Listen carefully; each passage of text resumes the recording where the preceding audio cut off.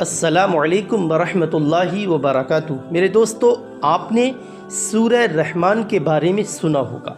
हर चीज़ की कोई ना कोई खूबसूरती होती है, जीनत हुआ करती है। इसी तरीके से कुरान पाक की जीनत जो है वो सूरह रहमान है। बहुत सारी फजीलतें कुरान पाक के अंदर सूरह रहमान की आई हैं। अगर कोई भी दुनिया का इंसान कैसी भी बड़ी मुसीबत में घिर चुका हो, उसके बड़े से बड़े काम फेल हो चुके हों, बड़े से बड़े काम नामुमकिन हो चुके हों, इंशाअल्लाह वो दिल लगाकर अल्लाह की ज़ात पर भरोसा रखे और चंद दिनों तक सिर्फ सूरह रहमान को सुनने की आदत बना ले, इंशाअल्लाह न उसे किसी तावीज़ की ज़रूरत, न किसी अमल की ज़रूरत। सबसे बड़ा अमल उसे ये मिल जाएगा। तमाम तरह के नामुमकिन काम बनना शुरू हो जाएंगे, तमाम तरह के बिगड़े हुए काम बनना शुरू हो जाएंगे। कैसी भी कारोबार में दिक्कत हो, रिस्क में तंगी हो, माल व दौलत में तंगी हो, पैसे में तंगी हो, इंशाअल्लाह तबारक व तआला सूरह रहमान की बरकत से आपके घर पर गैब से रिस्क की बारिश होना शुरू हो जाएगी। आप सोच भी नहीं सकते, आपके पड़ोस के लोग पूछने पर मजबूर हो जाएंगे आखिर कौन सा अमल किया है। तो इंशाअल्लाह इसी यकीन कामिल के साथ दिन में किसी भी टाइम, जो लोग पढ़ना नहीं जानते तो कोई मुश्किल की बात नहीं है, उनके लिए बहुत आसान तरीक़ा है ये। सिर्फ दिल लगाकर सूरह रहमान को सुन ले और अपने मकान, दुकान, कारोबार, बिजनेस की जगह कम से कम इतनी तेज़ आवाज़ के साथ सूरह रहमान को शुरू कर दें ताकि आपके मकान में, कारोबार की जगह, दुकान में आवाज़ जैसे जैसे पहुँचे, अल्लाह सूरह रहमान की बरकत से आपके घर को बरकतों का गहवारा बना देगा। अगर घर में बीमारियां ज़्यादा रहती हैं, आप इधर उधर चक्कर लगाते हैं, समझ नहीं पाते, किसी से चेक कराते हैं, मालूम होता है कि आपके ख़िलाफ़ जादू टोना हो चुका है, आपके पीछे कोई दुश्मन पड़ा है, बंदिश लग चुकी है कारोबार पर, आपकी बॉडी के ऊपर, आपके ऊपर, तो इंशाअल्लाह तबारक व तआला सूरह रहमान को सुनने वाला इंसान तमाम तरह की जादू टोना, तमाम तरह की बंदिशों से हमेशा के लिए हिफाजत में रहता है। आप आज़मा करके देख लें और नियत कर लें, इंशाअल्लाह हमें आज ही से सूरह रहमान की तिलावत ज़रूर सुननी है। अगर वीडियो अच्छा लगे दिल से लाइक करें, चैनल को सब्सक्राइब करें, इस वीडियो को सदक़े जारिया समझकर तमाम लोगों में ज़रूर शेयर करें और अल्लाह पाक के 99 नामों में से कोई भी एक नाम कमेंट बॉक्स में लिखकर हमें ज़रूर बताएं। अब आइए दिल लगाकर सुन लीजिए सूरह रहमान की तिलावत। औज़ु बिल्लाहि मिनश शैतानिर रजीम। बिस्मिल्लाहिर रहमानिर रहीम।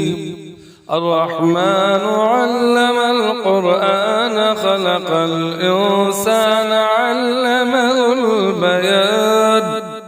अश-शम्सु वल क़मरु बिहुस्बान वन्नज्मु वश्शजरु यस्जुदान।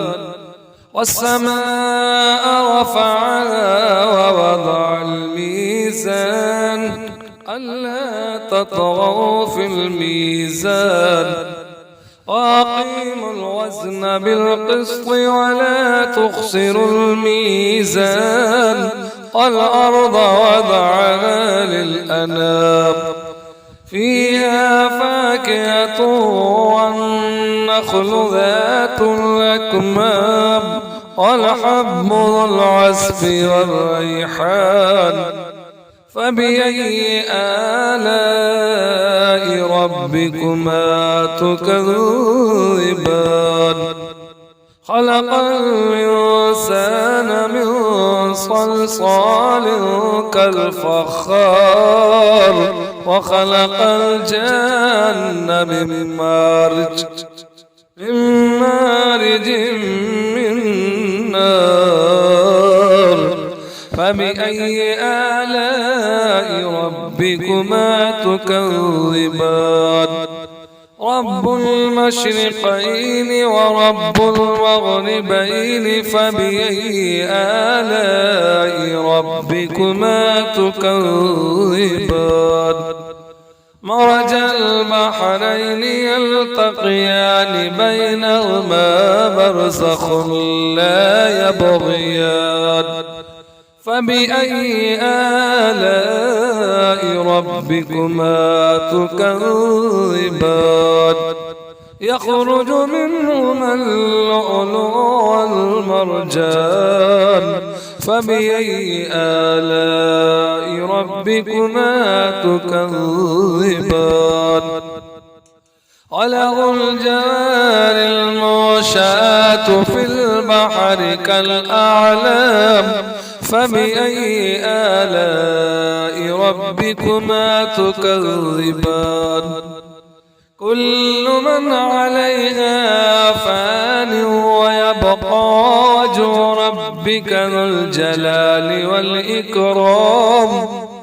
فبأي آلاء ربكما تكذبان يسأله من في السماوات والأرض كل يوم هو في شأن فبأي آلاء ربكما تكذبان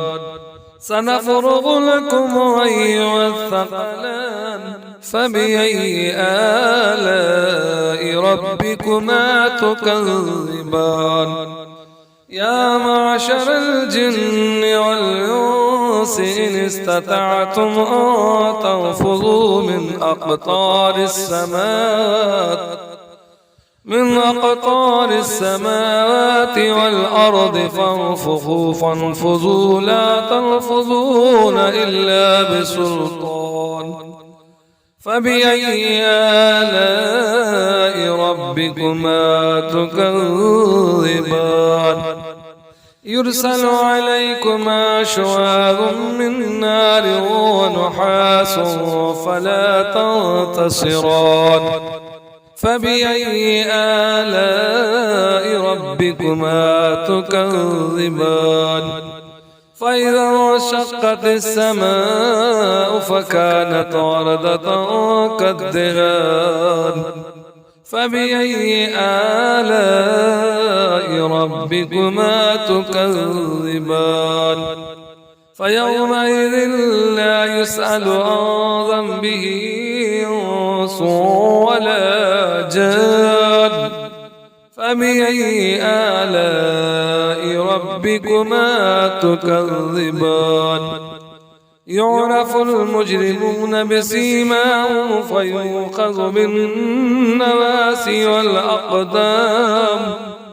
فبأي آلاء ربكما تكذبان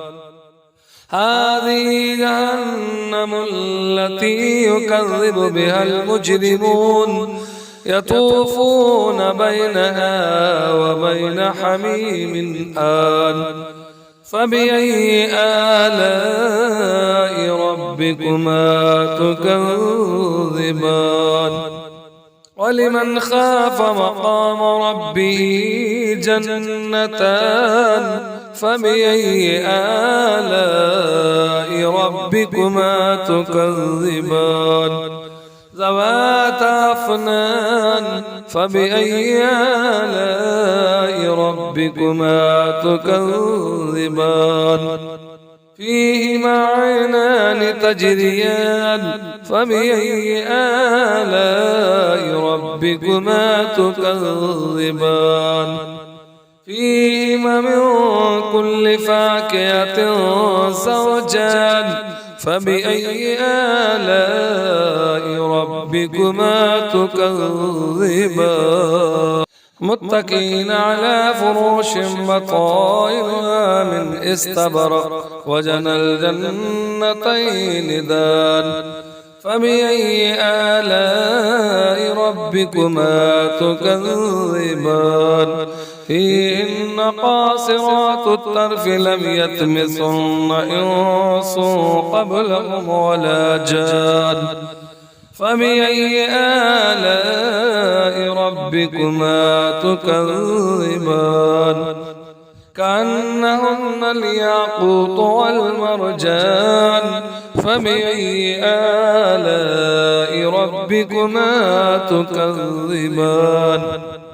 هل جزاء الإحسان إلا الإحسان فبأي آلاء ربكما تكذبان ومن دونهما جنتان فبأي آلاء ربكما تكذبان مدهامتان فبأي آلاء ربكما تكذبان فيهما عينان نضاختان فبأي آلاء ربكما تكذبان فيهما فاكهة ونخل والرمان فبأي آلاء ربكما تكذبان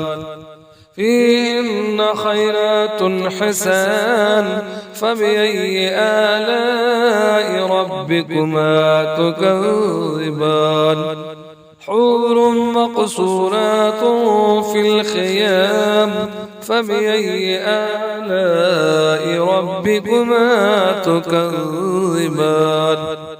لم يطمثن إنس قبلهم ولا جان فبأي آلاء ربكما تكذبان متكئين على رفرف خضر وعبقري حسان فبأي آلاء ربكما تكذبان تبارك اسم ربك ذي الجلال والإكرام صدق الله العظيم.